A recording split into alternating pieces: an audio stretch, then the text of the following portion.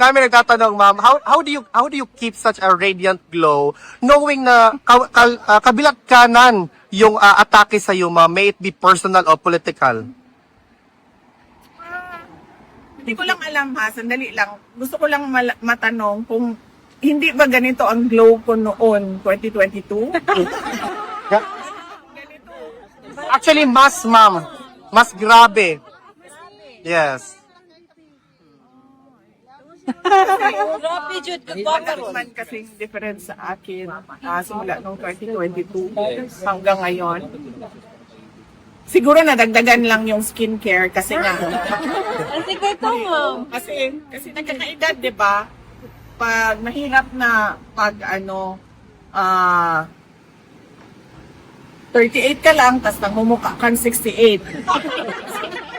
kaya, Kalabiti, or. Mag-guilty, mapunta ka na rin. Ma'am, wala akong pinapatama. Kasi meron tayong kilala na 68 pa lang pero mukha ng pangkay.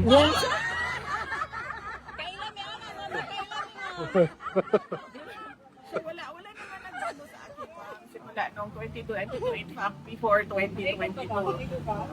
Pareho lang yun. Yun lang na meron na akong awareness ngayon sa aging ng mukha.